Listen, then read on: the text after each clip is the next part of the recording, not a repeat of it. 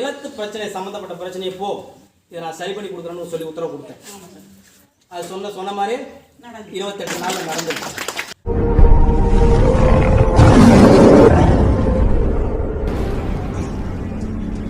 கருப்பா கருப்பா கருப்பா கருப்பா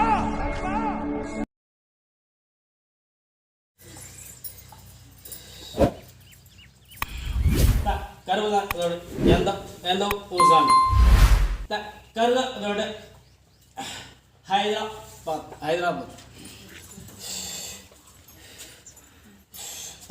கருமசாமி என்ன சாமி கலகம் எனக்கு என்ன சாமி நீ என்ன சொல்லு கருமசாமி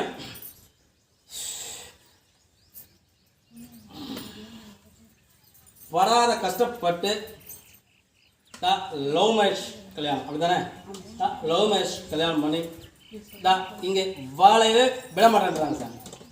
அப்படி இருந்து நான் போகாத கோயிலில் போகாத கும்பிடாத சாமி இல்லை, எல்லாம் கும்பிட்டு எதுவுமே சரி வரல சாமி.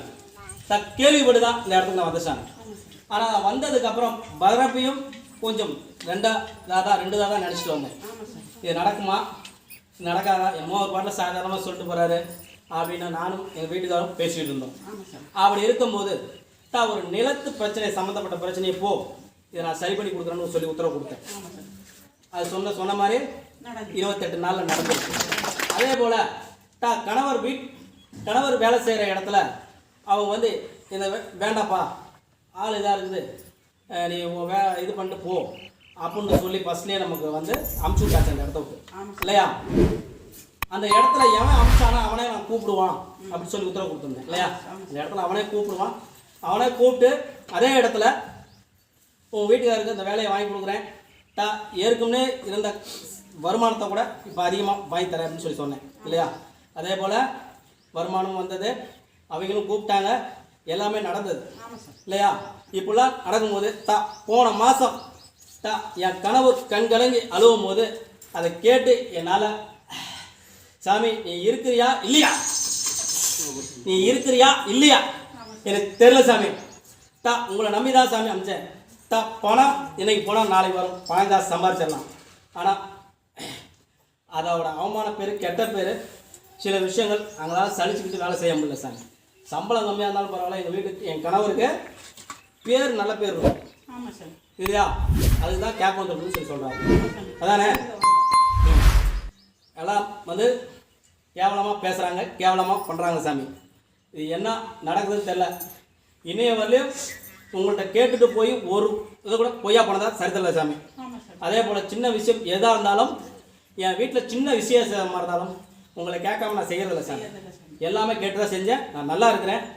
ஆனால் இது மட்டும் தாங்க முடியல சாமி. அவரை நான் லவ் பண்ணி கல்யாணம் பண்ணது வந்து நான் அப்படி கலங்கி பார்த்ததில்ல.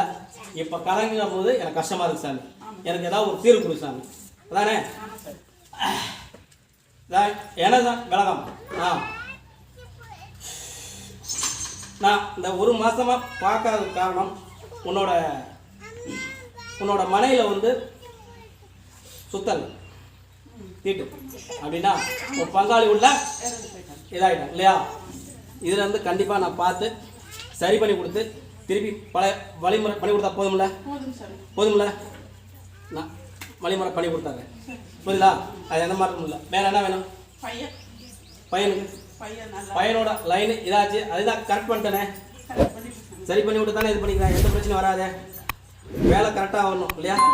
எழுதும்போதில் எக்ஸாமில் பாஸ் பண்ணி இவரை விட அதிகமாக சம்பளம் வாங்குவோம் புரியுதா. அதில் எந்த ஒரு கெட்ட பேரும் உங்கள் வீட்டுக்காரர் வராமல் இருந்தால் போதும்ல.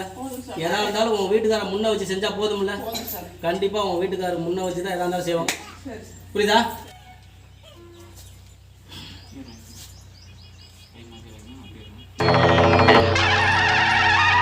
இந்த கருப்பசாமி வாக்கு கொடுத்ததுதான், இது சத்தியம்.